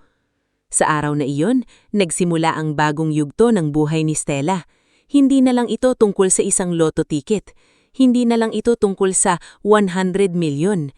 Ito ay laban para sa dignidad, katotohanan at karapatang mabuhay nang hindi tinatapakan ng mga taong sanay mang-agaw ng liwanag sa buhay ng iba. Bago tayo magpatuloy sa ating istorya, i-comment mo naman kung taga saan ka at anong oras ka nanonood ngayon. Baka sa oras na ito, may pinagdaraanan ka ring laban na hindi alam ng iba. Pero tandaan mo, tulad ni Stella, hindi porket tahimik kang lumalaban ay mahina ka na. Minsan ang pinakamalakas na tao ay yung hindi sumisigaw, pero hindi rin sumusuko. Mula nung humarap si Leandro Arandia kay Stella sa labas ng opisina ni Attorney Imelda Cribranza, naging malinaw sa kanya na ang perang napanalunan niya ay hindi lang biyaya, isa rin itong pagsubok. Akala niya una, kapag dumating ang pera, matatapos ang takot. Akala niya kapag may panggamot na kay Nilo at pambayad na sa renta, hindi na siya kailangang mangamba tuwing gigising sa umaga. Ngunit natuklasan niya na ang malaking biyaya ay may malalaking matang nag-aabang, mga kamay na gustong mang-agaw at mga bibig na handang manira. kaya hindi nagpadala si Stella sa bugso ng saya. Sa tulong ni Attorney Imelda, maingat nilang inayos ang lahat ng kailangang dokumento para sa pag-claim ng premyo. Pinayuhan siya ng abogado na huwag munang magtiwala sa kahit sinong biglang nagpakita ng kabutihan. Hindi dahil dapat maging masama ang tingin niya sa lahat, kundi dahil sa pagkakataong iyon, kailangan niyang protektahan ang sarili, ang kapatid at ang huling habilin ni Don Feliciano. Sabi ni Attorney Imelda habang nakaupo sila sa maliit nitong opisina, ang pera, kapag nasa kamay ng mabuting tao, nagiging tulong. Pero kapag nalaman ng masasamang tao na hawak mo ito, gagawin nilang dahilan para sirain ka. Kaya kailangan mong maging maingat. Tahimik na tumanggo si Stella. Katabi niya si Nilo na mas payat na kaysa dati ngunit mas maayos na ang paghinga dahil naipasuri na siya sa klinik. Nasa kabilang upuan si Mang Odel, tahimik na nakikinig, habang si Yandra naman ay nakahalukip-kip at halatang gustong suntukin ang sino mang mananakot kay Stella. Hindi ko po alam kung paanong maging mayaman. Mahina, ngulit tapat na sabi ni Stella. Sanay lang po ako kung paano mabuhay kapag kulang. Napatingin si Attorney Imelda sa kanya. Kaya nga mas kailangan mong matuto. Hindi masama ang pera, Stella. Ang masama ay yung hayaan mong gamitin ito ng iba para kontrolin ka. Iyon ang unang aral na pinanghawakan ni Stella. Matapos maayos ang claim at mailagay sa ligtas na account ang napanalunan, ang unang ginawa ni Stella ay hindi bumili ng mamahaling sasakyan, alahas o damit. Ang una niyang ginawa ay ilipat si Nilo sa maayos at malinas na bahay na may sariling kwarto, malayo sa sikip at amoy kanal ng dating eskinita. Hindi iyon mansyon, pero may maaliwalas na bintana, may maliit na bakuran, at higit sa lahat, may katahimikan na matagal nilang hindi naramdaman. Nang unang makita ni Nilo ang bagong kwarto, napahawak siya sa pintuan. Ate? Bulong niya. Sa atin talaga ito? Tumanggo si Stella habang pinipigilan ng luha. Sa atin. Hindi na tayo palalayasin? Hindi na. Umupo si Nilo sa kama, hinawakan ng malinis na kumot, at biglang napaiyak. Hindi ito iyak ng luho. Iyak iyon ng batang matagal na tulog sa sahig, sanay sa bubong na tumutulo at takot sa bawat katok ng landlady. Nilapitan siya ni Stella at niyakap. Simula ngayon, bulong niya, hindi ka na matutulog ng natatakot. Ngunit kahit may bagong bahay na sila, hindi kinalimutan ni Stella ang lugar na pinanggalingan niya. Binalikan niya ang terminal, hindi para magyabang, kundi para magpasalamat. Dinalhan niya si Mang Odel ng bagong gulong para sa jeep nito, ngunit tumanggi ang matanda noong una. Anak, sobra na ito, sabi ni Mang Odel, nakatingin sa resibo. Hindi po sobra, sagot ni Stella. Noong wala akong pamasahe, hindi ninyo ako siningil. Noong may sakit si Nilo, kayo ang nagdala sa klinik. Hayaan niyo naman po akong bumawi. Napabuntong hininga si Mang Odel. Basta hindi ito utang ng loob na ipapasan mo habang buhay. Hindi po, pasasalamat lang. Si Yandra naman ay ayaw ding tumanggap ng malaking tulong, ngulit kilala ni Stella ang kaibigan niya. Matagal ng pangarap ni Yandra na magkaroon ng sariling maayos na pwesto sa palengke, hindi lang kariton na laging pinaalis kapag may clearing operation. Kaya sa halip na basta bigyan ito ng pera, tinulungan ni Stella na mag-lease ng maliit na stall at bumili ng bagong kagamitan para sa pagkain. Stella, baka sabihin ng tao ginagamit kita, sabi ni Yandra habang nakatingin sa bagong lutuan. Kung may magsabi niyan, sagutin mo. Hindi mo naman ako ginamit nung wala akong pera. Napangiti si Yandra pero nangingilid ang luha. Kahit yumaman ka, ang kulit mo pa rin. Mas may budget lang ngayon sa kakulitan. Habang unti-unting inaayos ni Stella ang bagong buhay nila, ipinagpatuloy din niya ang pagpapagamot kay Nilo. Doon nila nakilala si Dr. Sander Luminarias, isang batang doktor Nakilala sa ospital dahil sa pagiging mahinahon sa mga mahihirap na pasyente. Hindi ito katulad ng ibang doktor na nagmamadali. Kapag kausap niya si Nilo, yumuyuko siya ng kaunti para pantay sila ng tingin. "Nilo," sabi ni Dr. Sander habang hawak ang chart, "kailangan nating bantayan ang baga mo. Hindi ito mawawala sa isang gamutan lang, pero kung magiging maayos ang routine mo at tuloy-tuloy ang medication, malaking chance na gumanda ang kalagayan mo." "Makakapag-basketball pa ba ako?" tanong ni Nilo. Ngumiti si Dr. Sander. "Hindi muna ngayon, pero makakahabol tayo dyan. Ang goal muna natin, makahinga ka ng hindi natatakot." Napatingin si Stella sa doktor. Sa simpleng pangungusap na iyon, parang may parte ng puso niyang gumaan. Ilang taon na niyang hinihiling na marinig ang ganoong asa. Isang araw, habang nasa ospital sila, may nakita si Stella sa waiting area na matandang babae na nakaupo mag-isa, hawak ang lumang bag at tila walang kasamang kamag-anak. Tahimik itong umiiyak. Lumapit si Stella at tinanong kung okay lang ito. Doon niya nalaman na ang pangalan nito ay Lola Amelita at iniwan ng anak sa ospital matapos malaman ng gastos sa laboratory. Ang esenang iyon ang muling nagpabalik sa alaala ni Don Feliciano. Hindi niya makalimutan ang matandang nakahandusay sa kalsada. Hindi niya makalimutan ang mga taong umiwas. Hindi niya makalimutan ang kamay niyang nanginginig habang ibinibigay niya ang lotto ticket. Kaya isang hapon, dinala siya ni Dr. Sander sa isang maliit na shelter na pinamamahalaan ni Sister Maivia Cordero. Isang madre na payat, maliit, ngunit matatag ang loob. Ang shelter ay lumang bahay na pinilit gawing tahanan ng ilang matatandang walang pamilya. May higaan, pero kulang ang kutsyon. May kusina, pero madalas kapos na bigas. May gamot, pero hindi sapat. Hindi namin sila kayang tanggapin lahat, Sabi ni Sister Maevia habang ipinapakita kay Stella ang maliit na silid ng mga matatanda. Pero kung hindi namin sila kukunin, saan sila pupunta? Napatingin si Stella sa isang matandang lalaking nakaupo sa tabi ng bintana, nakatingin sa malayo na parang may hinihintay. Ganyan din po si Don Feliciano nung huling gabi niya, bulong ni Stella. "Sino siya?" tanong ni Sister Maevia. "Isang taong tinulungan ko, pero sa totoo lang, siya ang nagligtas sa buhay namin." Mula noon, nagsimulang mabuo sa isip ni Stella ang isang layunin. Hindi lang niya gustong mabuhay ng maayos. Gusto niyang may mabago. Gusto niyang may pumuntahan ang perang hindi niya hiniling, ngunit ipinagkatiwala sa kanya. Sa tulong ni Attorney Imelda, ni Dr. Sander, ni Sister Maevia at ni Yandra, itinatag ni Stella ang maliit na organisasyong tinawag niyang Kamay sa Kalsada Foundation. Hindi ito engranding nagsimula, wala itong malaking opisina. Ang unang headquarters nila ay isang inuupahang maliit na kwarto malapit sa palengke, may 2 mesa, isang lumang computer at mga kahong puno ng delata, bigas, kumot at gamot.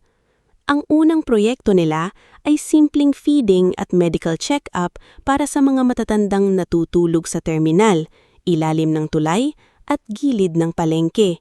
Si Mang Odel ang tumutulong maghanap sa kanila, si Yandra ang nagluluto, si Dr. Sander ang nagdadala ng volunteer nurses, si Sister Maevia ang tumutulong mag-coordinate sa shelter, si Nilo kahit nagpapagaling pa ang gumagawa ng listahan ng mga pangalan at gamot. Isang gabi, habang inaayos nila ang mga relief pack, napatingin si Nilo kay Stella. "Ate, parang ito talaga ang gusto ni Don Feliciano." "Hindi ko alam," sagot ni Stella. "Pero sana kung nasaan man siya, hindi siya nagsisisi na ibinigay niya sa akin yung ticket." Ngunit habang umaayos ang buhay ni Stella at lumalawak ang tulong niya, lalo namang lumalalim ang inggit at galit ng mga taong gustong makakuha sa kanya.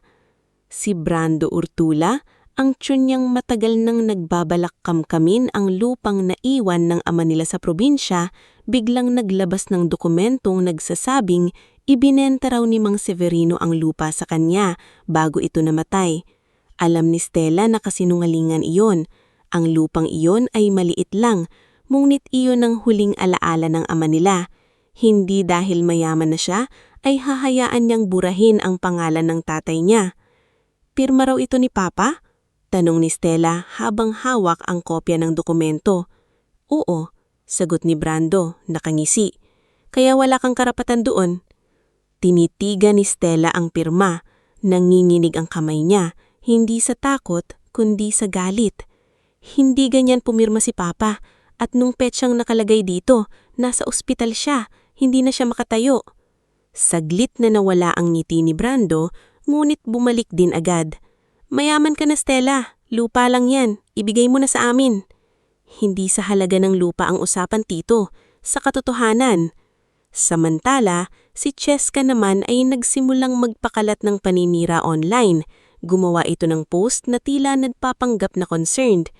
May mga tao talagang biglang yumaman dahil sa kwento ng awa. Sana lang totoo ang kwento at hindi ginamit ang namatay para makinabang. Hindi nito binanggit ang pangalan ni Stella, pero sapat ang detalye para maintindihan ng mga tao. Sa comments, may naniwala agad. May nagsabing magnanakaw si Stella. May nagsabing ginamit niya ang matanda. May nagsabing imposible raw na basta na lang ibigay ang lotto ticket sa isang estranyo. Nang mabasa niya iyon, para siyang muling ibinalik sa araw na pinagbintangan siya sa singsing ni Lola Dominga. Akala niya, dahil may pera na siya, hindi na masakit ang paninira. Pero mali siya. Masakit pa rin palang basahin na ang kabutihang ginawa mo ay ginagawang kasinungalingan ng iba. Kasuhan natin, sabi ni Yandra, namumula ng galit. O kaya, ako na lang kakausapin kay Cheska. Wala nang abogado-abogado. Yandra, saway ni Stella, hindi tayo papatol sa paraan nila. Paano? Hahayaan mo? Hindi, pero lalaban tayo ng tama. Ang pinakamabigat na galaw ay nanggaling kay Leandro. Hindi siya tumigil sa pananakot. Kumuha siya ng isang lalaking nagngangalang Temyong Balaguer, isang dating tambay sa palengke na kilalang bayaran sa palengke. Biglang nitong sinabi sa barangay na nakita raw ni Stella kinapkapan ang bulsa ni Don Feliciano noong nasa kalsada ito. Nang marakamit iyon kay Stella, halos manampat ang loob niya, hindi dahil totoo, kundi dahil alam niyang may mga taong handang maniwala sa kasinungalingan kapag ito ay paulit-ulit na sinabi ng may kumpiyansa. Pinatawag si Stella sa barangay hall para sa investigasyon. Nandoon si Leandro, malinis ang damit, may kasamang abogado. Nandoon din si Brando na parang nakikiramdam kung may mapapala. At sa likod, tahimik na nanonood si Cheska, hawak ang cellphone. Si Stella ay dumating kasama sina Attorney Imelda, Mang Odel, Yandra, Nurse Belina at Dr. Sander. Kasama rin si Nilo kahit pinigilan siya ng ate niya. Gusto kong makita nila na hindi ka nag-iisa. Sabi ni Nilo. Sa loob ng barangay hall, nagsalita si Temyong. Nakita ko po, kinapkapan niya yung matanda, tapos may kinuha siya sa bulsa. Tumayo si Yandra. Sinungaling! Yandra! Pigil ni Attorney Imelda. Tinignan ni Stella si Temyong. Bakit mo ginagawa ito? Hindi mo ako kilaya. Hindi kita sinaktan. Hindi ito makatingin ng diretso sa kanya. Ngumiti si Leandro. Minsan, ang katotohanan, masakit tanggapin, Miss Amarante. Tumayo si Attorney Imelda at inilabag ang folder sa mesa. Kung katotohanan ng pag-uusapan, mayroon kaming ebidensya. Una niyang ipinakita ang logbook ng health center. Naroon ang oras ng pagdating ni Don Feliciano, ang pangalan ni Stella bilang nagdala kasama sina Mang Odel at Yandra. Sumunod ang resibo niyang gamot na binili ni Stella para sa matanda, gamit ang sariling pera. Pagkatapos ay nagsalita si Nurse Belina. Ako ang nurse noong gabing iyon, malinaw niyang sabi. Nasa tabi ni Don Feliciano si Stella hanggang sa huli. Wala akong nakitang pagnanakaw. Ang nakita ko, isang dalagang gumastos kahit halatang wala siyang pera. Sumunod na nagsalita si Mang Odel. Ako ang nagbuhat sa matanda papunta sa jeep. Kung magnanakaw ang batang yan, matagal na sana niyang ginawa sa terminal, pero kahit sukli ng pasahero, hinahabol niya para ibalik. Tumayo rin si Yandra. At kung hindi dahil kay Stella, baka mamatay yung matanda sa kalsada habang pinapanood lang ng lahat. Ngulit ang pinakamahalagang ebidensya ay dumating mula sa isang hindi nila inaasahan. Pumasok sa barangay hall ang batang sampagita vendor na si Kiko Dapitan. 12 taong gulang lang ito, payat, may suot na lumang tsinelas at hawak ang plastik ng sampagita. Madalas siyang makita sa labas ng Lotto outlet, ngulit bihira siyang pansinin ng mga tao. "Ako po," kabadong sabi ni Kiko. "Nandun po ako noong bumagsak niyong matanda." Tumingin sa kanya ang barangay captain. "Ano ang nakita mo?" "Nakita ko po si Ate Stella. Hindi niya po kinapkapan. Siya lang po ang lumapit. Yung ibang tao, nanood lang. At bago po siya dalhin sa jeep, may nakita po akong maliit na papel sa kamay ng matanda. Hawak niya po yun, hindi galing sa bulsa na ninakaw." Biglang tumigas ang mukha ni Leandro.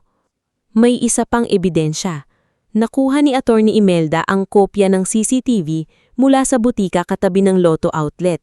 Malabo ang video, ngunit sapat para ipakita na lumapit si Stella matapos nang bumagsak ang matanda. At makikita ang maraming taong nakatayo lang.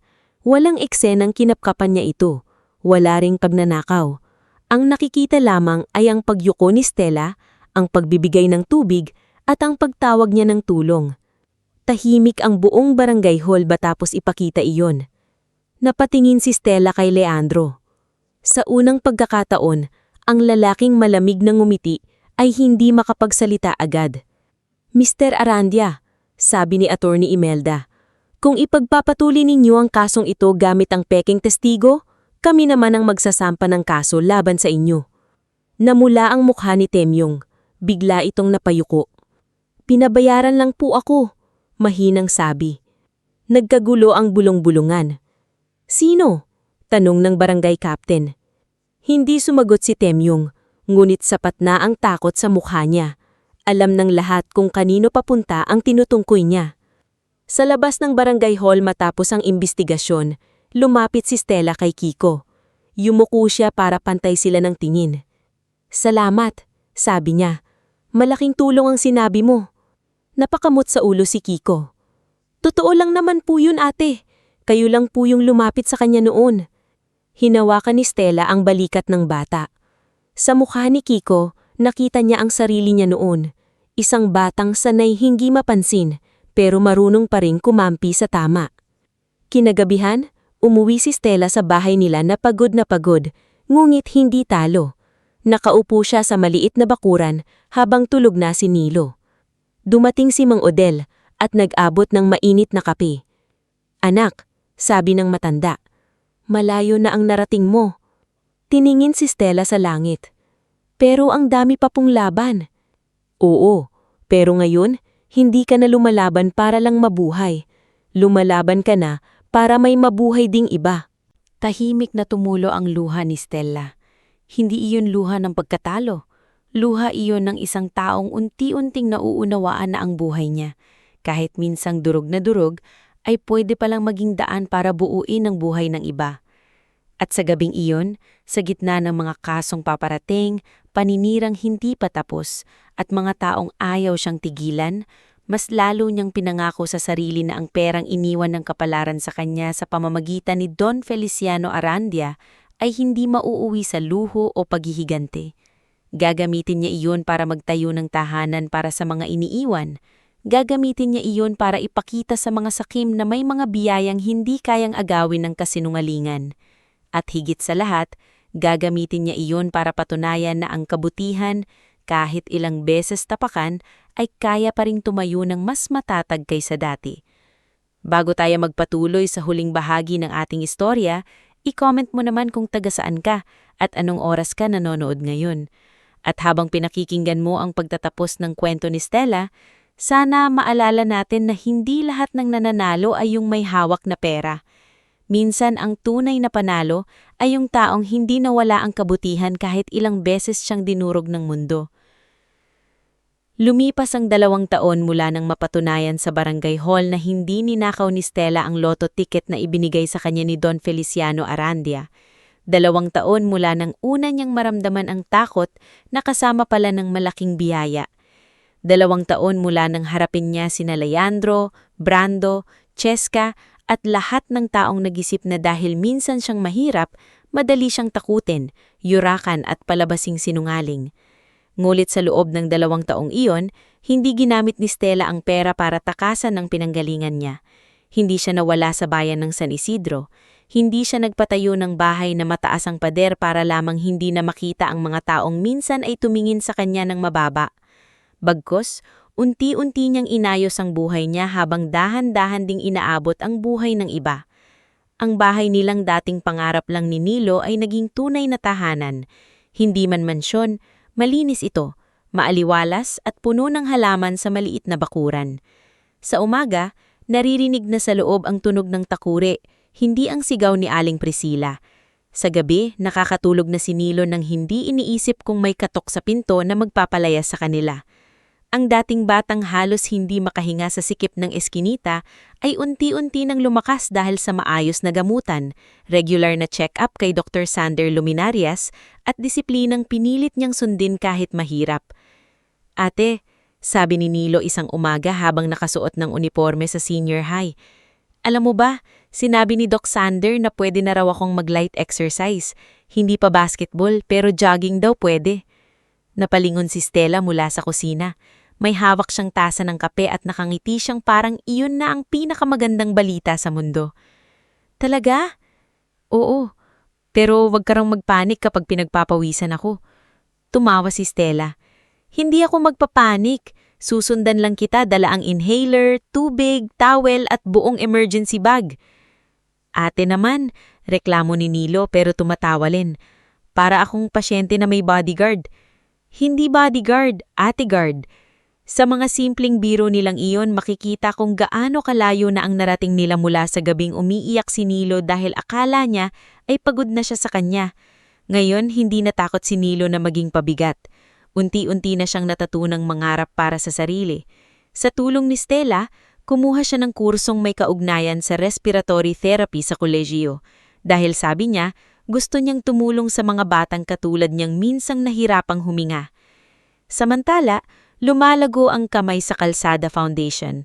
Mula sa maliit na kwartong may 2 mesa at lumang computer, nagkaroon ito ng mas maayos na opisina malapit sa palengke. Hindi man marangya, araw-araw itong dinadayo ng mga taong nangangailangan ng tulong, matandang inibandona, batang may sakit, caregivers na inaabuso ng amo, at pamilyang walang pambayad sa gamot. Ang dating nagtitinda ng kwek-kwek sa kariton ay naging opisyal na partner ng foundation sa pagkain. Ang maliit na stall na itinulong ni Stella ay lumaki at naging 3 pwesto sa bayan. Ngulit kahit lumago ang kanyang negosyo, hindi pa rin siya nagbago. Maingay pa rin siya, palaban pa rin, at kapag may taong nang mamaliit kay Stella, kahit may abogado na sila, laging handa pa rin siyang maunang makipagpalo. "Yandra," sabi ni Stella minsan habang nasa foundation office sila, "wag ka nang laging parang sasabak sa giyera." "Hindi ako parang sasabak, ready na talaga ako palagi." Napailing si Attorney Imelda Quibranza na nasa kabilang mesa. "Kaya hindi kita ginagawang witness kapag mainit ulo mo." "Attorney, kaya nyo lang sinasabi yan kasi hindi nyo pa natitikman yung fishball ko kapag galit ako." Napatawa ang lahat. Pati si Sister Maevia Cordero na abala sa listahan ng mga matatandang ililipat sa bagong pasilidad. Ngunit sa kabila ng pag-angat ng buhay ni Stella, hindi pa rin natapos agad ang laban sa mga sakim. Si Leandro Arandia, ang pamangkin ni Don Feliciano, ay tuluyang nalagay sa alanganin nang magsimulang maglabasa ng mga ebidensya laban sa kanya. Hindi lang pala siya basta naghahabol sa lotto winnings. Bago pa man mamatay si Don Feliciano, ilang beses na nitong sinubukang pilitin ng matanda na pumirma sa mga dokumentong maglilipat sa kanya ng natitirang ari-arian. May mga bank withdrawal na kahina-hinala. may mga peking authorization letter, at ang pinakamatindi, may lumabas na dating kasambahay ng pamilya Arandia na nagngangalang Manang Celia na nagsabing ilang buwan bago matagpuan si Don Feliciano sa kalsada, pinabayaan na ito ni Leandro matapos tumanggi ang matanda na ibenta ang huling lote nito. Sa opisina ni Attorney Imelda, tahimik na nakinig si Stella habang inilalahad ang mga bagong ebidensya. May sapat na tayong basehan, sabi ng abogado. Falsification, grave coercion, at posibleng financial abuse sa isang senior citizen.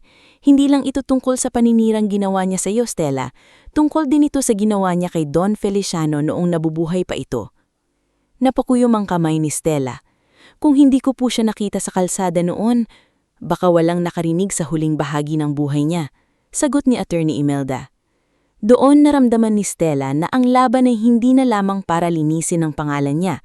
Laban na rin ito para sa matandang minsang iniwan ng sariling dugo, ngunit nagawa pa rin magtiwala sa isang estrangherang may mabuting puso. Sa korte, ibang-iba na si Stella kumpara sa dalagang dating nanginginig habang pinagbabantaan. Simple pa rin ang pananamit niya, ngunit tuwid na ang tindig niya. Nang makita siya ni Leandro sa hallway, sinubukan pa rin itong ngumiti ng malamig. "Hindi ka pa rin bagay sa yaman, Miss Amarante," sabi nito. Tinignan siya ni Stella, kalmado ngunit matatag. "At kayo po, hindi bagay sa apelidong iniwan ni Don Feliciano." Nawala ang ngiti ni Leandro. Kalaunan dahil sa mga dokumento, salaysay ni Manang Celia, records mula sa bangko at testimonya ni na Nurse Belina, Mang Odel, Kiko Dapitan at iba pang saksi, tuluyang bumagsak ang depensa ni Leandro. Hindi man agad natapos ang kaso sa isang araw, malinaw sa lahat na ang lalaking sanay manakot gamit ang pera at koneksyon ay hindi na makakatakas ng madali. Si Temyong Balaguer, ang peking testigo, ay humingi ng tawad at pumayag tumistigo kung sino ang nag-utos sa kanya. Hindi pinagtakpan ni Stella ang mali, ngulit hindi rin siya naging malupit. Sinabi niya kay Attorney Imelda na dapat managot si Temyong ayon sa batas, pero kung tunay itong magsasabi ng totoo, huwag na itong siraan pa ng foundation. "Bakit ang bait mo pa rin kahit ganun?" tanong ni Yandra nang minsang pinag-usapan nila iyon. "Hindi ako mabait dahil karapat-dapat sila. Pinipili ko lang hindi maging katulad nila." Samantala, bumalik din sa buhay ni Stella ang mga taong minsang nang-api sa kanya. Ang dating landlady na nanigaw sa kanila sa iskinita ay biglang nagkasakit at kinailangan ng tulong para sa gamot. Noong una, nahihiya itong lumapit. Ngunit isang araw nakita ito ni Stella sa pila ng foundation, nakayuko, hawak ang medical prescription. "Aling Priscilla?" Mahinang tawag ni Stella. Namula ang mata ng matanda. "Stella, kung ayaw mo akong tulungan, maiintindihan ko. Marami akong nasabing masakit sa inyo ni Nilo." Hindi agad sumagot si Stella. Naalala niya ang lahat, ang banta ng pagpapalayas, ang panlalait sa sakit ni Nilo, ang paniningil sa harap ng kapitbahay. Masakit pa rin kapag binalikan, pero sa harap niya na yon ay hindi na ang landlady na matapang manakit, isang matandang takot at nanghihina ang nandoon. "Tutulungan kayo ng foundation, pero hindi ibig sabihin nun tama ang ginawa ninyo sa amin." Tumulo ang luha ni Manang Priscilla. "Along ko, patawarin mo ako. Pinapatawad ko na kayo, pero sana kapag nagaling kayo, huwag nyo nang iparamtam sa ibang mahirap na wala silang karapatan sa dignidad." Si Cheska Mirasol naman na minsang nagpakalat ng paninira online ay unti-unting nalugi ang maliit na negosyo ng asawa niya. Maraming tumalikod sa kanya dahil sa sariling yabang. Isang hapon, pumunta siya sa opisina ni Stella, hindi nasuot ang mamahaling damit na dating niyang ipinagyayabang. Simple na ang itsura niya at halata ang hiya sa mukha. "Stella, hindi ako nandito para manghingi ng pera." Tahimik siyang pinaupo ni Stella. "Gusto kong humingi ng tawad." Pagpapatuloy ni Cheska. "Hindi lang dahil natalo ako, kundi dahil ngayon ko lang naintindihan kung gaano kasakit yung husgahan ka ng mga taong hindi naman alam ang buong kwento." Tinitigan siya ni Stella.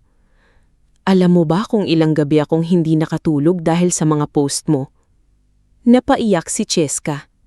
"Alam kong hindi sapat ang sorry." "Hindi talaga," sagot ni Stella. "Kaya kung gusto mong magsimula ulit, humingi ka ng tawad hindi lang sa akin, sa publiko rin. sa parehong lugar kung saan mo ako siniraan. Ginawa iyon ni Cheska. Nag-post siya ng public apology. Malinaw na inamin ang kasinungalingan at inggit. Hindi agad nawala ang sakit, pero para kay Stella, sapat na iyon para hindi na niya dalhin ang bigat ng galit araw-araw. Tinulungan niya si Cheska hindi sa pamamagitan ng malaking pera, kundi sa pamamagitan ng pagpasok nito sa livelihood seminar ng foundation, kung saan kailangan nitong magsimula ng patas tulad ng iba. Si Brando Ortula naman ay hindi pinalusot. Nang mapatunayang peke ang dokumentong ginawa niya para agawin ang lupa ng ama ni Stella, tuluyan siyang kinasuhan. Ilang kamag-anak ang nakiusap kay Stella na aregluhin na lamang. "Mayaman ka na naman," sabi ng isa. "Lupa lang yan." Ngunit matatag si Stella. "Hindi lupa lang iyon," sagot niya. "Alaala iyon ng tatay ko. At kung hahayaan ko siyang mandaya dahil kamag-anak siya, paano ako haharap sa mga taong tinuturuan naming lumaban ng tama?" Pagkalipas ng ilang buwan, dumating ang araw na pinakahihintay ni Stella.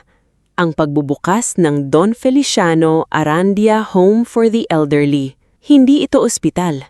Hindi rin ito marangyang resort. Isa itong malawak, maliwanag, at malinis na tahanan para sa mga matatandang walang mapuntahan. May hardin sa gitna, may maliit na chapel, may klinik, may kusina, at may mga kwartong may ayos na kama at bintanang dinadaanan ng hangin.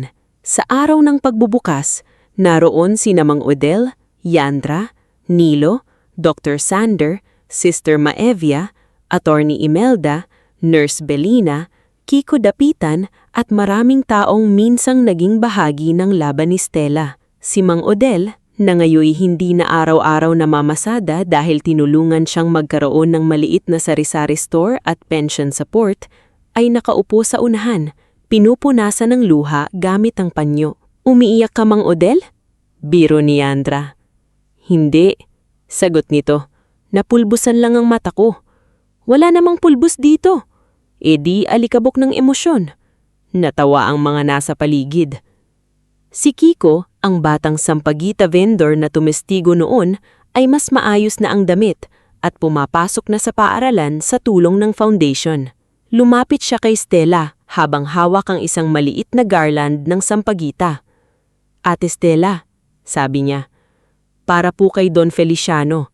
Tinanggap ni Stella ang sampagita at inilagay iyon sa harap ng malaking larawan ni Don Feliciano sa entrance hall. Sa litrato, simple ang ngiti ng matanda. Hindi iyon larawan ng mayamang negosyante, kundi larawan ng taong sa huling sandali ng buhay niya ay nakatagpo ng kabutihang hindi niya inaasahan. Tumayo si Stella sa harap ng mga tao. Nanginginig ang kamay niya habang hawak ang mikropono, ngunit hindi na iyon panginginig ng takot. Panginginig iyon ng pagsasalamat. "Hindi ko po kilala si Don Feliciano noong araw na nakita ko sa kalsada. Wala po akong alam tungkol sa buhay niya, sa yaman niya, o sa pamilyang iniwan siya. Ang alam ko lang noon, may isang matandang nangangailangan ng tulong at maraming taong natatakot lumapit. Tahimik ang lahat. Maraming nagsabi na nanalo ako dahil sa lotto ticket. Totoo po. Binago ang buhay namin ni Nilo ng ticket na iyon. Pero ang totoo, hindi ang 100 milyon ang pinakamalaking panalo ko. Ang tunay na panalo ay yung araw na pinili kong tumulong kahit wala akong kasiguraduhan na may babalik sa akin." Napatingin siya kay Nilo, na nakangiti habang umiiyak. "Dahil sa kabutihan ni Don Feliciano, nakapagpagamot ang kapatid ko. Dahil sa tiwala niya, nakatayo ang tahanang ito. At dahil sa mga taong naniwala sa akin noong madaling paniwalaan ng kasinungalingan, natutunan kong hindi pala kailangan na maging mag-isa sa laban." Pumalakpak ang mga tao, ngunit si Stella ay nagpatuloy. "Kaya ang bahay na ito ay hindi monumento sa pera. Tahanan ito ng mga taong minsang iniwan. Paalala ito na walang matanda, mahirap, may sakit o walang pamilya ang dapat mamatay sa gilid ng kalsada na parang wala silang pangalan." Sa araw na iyon, opisyal na binuksan ang tahanan. Isa-isang pumasok ang mga matatandang benepisyaryo. May isang lola na napaiyak nang nakita ang sariling kama. May isang lolo na paulit-ulit nagpasalamat dahil may tsinelas at kumot na siyang sarili. Si Sister Maevia ay tahimik na nagdasal. Si Dr. Sander ay nagsimulang mag-organize ng medical files. Si Yandra ay abala sa pagkain, sumisigaw sa kusina na huwag tipirin ang sabaw. Si Mang Odel naman ay tumulong magbuhat ng gamit kahit pinapaupo na siya. Sa hapon, nang humupa na ang ingay, naiiwan si Stella sa hardin sa likod ng tahanan. Naroon ang isang maliit na bangko sa ilalim ng puno ng nara. Lumapit si Nilo at umupo sa tabi niya. Ate, Sabi nito, proud si Papa sa'yo. Napangiti si Stella habang nakatingin sa mga matatandang naglalakad sa hardin. Sana. Hindi sana. Sigurado. Sandali silang natahimik. Alam mo, sabi ni Nilo, kapag nakatapos ako, gusto kong dito ako magtrabaho para sa mga pasyenteng hirap huminga. Para walang batang matakot, tulad ko noon. Napatingin si Stella sa kanya. Yun ba talaga ang gusto mo? Oo, kasi ikaw ang nagligtas sa akin. Gusto ko rin may mailigtas. Hindi napigilan ni Stella ang luha. Yinakap niya ang kapatid at sa yakap na iyon, naramdaman niyang sarado na ang isang malaking sugat sa buhay nila. Hindi na sila ang magkapatid na palalayasin sa eskinita. Hindi na sila ang batang babae at batang lalaking nakakapit lang sa pag-asa. Naging daan sila para sa pag-asa ng iba. Lumipas pa ang mga taon at lalong lumawak ang tulong ng foundation. Si Nilo ay nakapagtapos bilang respiratory therapist at naging bahagi ng medical team ng Don Feliciano Home. Si Yandra ay nagkaroon ng sariling food stall chain, ngunit linggo-linggo pa rin siyang nagpapadala ng pagkain sa foundation. Si Mang Odel ay tuluyang nagretiro sa pamamasada at naging tagapayo ng mga kabataang nais magtrabaho ng marangal. Si Kiko ay nagpatuloy sa pag-aaral at nangakong balang araw magiging social worker siya. Si Dr. Sander at Sister Maevia ay nanatiling katuwang ni Stella sa pagpapalawak ng programa. Si Leandro ay humarap sa kaso at nawala ang kapangyarihang dati niyang ipinananakot. Si Brando ay nanagot sa peking dokumento. Si Cheska ay nagsimulang muli ng mas mapagpakumbaba. Si Aling Priscilla, matapos gumaling, naging volunteer sa feeding program at madalas sabihin sa mga bagong nangungupahan sa dati niyang paupahan na huwag kailanman maliitin ng taong kapos sa pera. At si Stella, nanatili siyang simple. Minsan, sa tahimik na umaga, bumabalik siya sa lumang terminal. Hindi na para magtinda ng kakanin, kundi para magdala ng pagkain sa mga batang lansangan at matatandang walang makain. Kapag may nakakakilala sa kanya at nagsasabing, ikaw yung nanalo ng 100 milyon, ngumingiti lang siya. Oo, sagot niya minsan. Pero mas nanalo ako nung natuto akong hindi isara ang puso ko. Sa huling esena ng kanyang kwento, nakatayo si Stella sa harap ng larawan ni Don Feliciano sa loob ng tahanang ipinangalan dito. May hawak siyang bagong panyo, katulad ng panyo ng ana niya na ginamit niya noong gabing una niyang tinulungan ang matanda. Sa tabi ng larawan ay may nakasulat na simpleng pangungusap. Ang kabutihang ibinigay sa kalsada, maaaring maging tahanan ng marami. Hinawakan ni Stella ang frame ng larawan at mahinang bumulong. Don Feliciano, hindi ko po sinayang ang tiwala ninyo. Sa labas, maririnig ang tawanan ng mga matatanda, ang boses ni Yandra sa kusina, ang payo ni Mang Odel sa mga volunteer, ang tawag ni Nilo sa isang pasyente, at ang mahinang dasal ni Sister Maevia. Hindi perpekto ang mundo, ngunit sa maliit na sulok na iyon ng San Isidro, may mga taong natutong magmahal nang hindi naghihintay ng kapalit. At doon, nagtapos ang kwento ni Stella Amarante, ang dalagang minsang walang-wala, pinagbintangan, minamaliit at halos mawalan ng pag-asa, ngunit pinili pa ring tumulong sa isang matandang estranghero sa kalsada. Ang lotto ticket ang nagdala ng pera, pero ang kabutihan niya ang nagdala ng tunay na himala.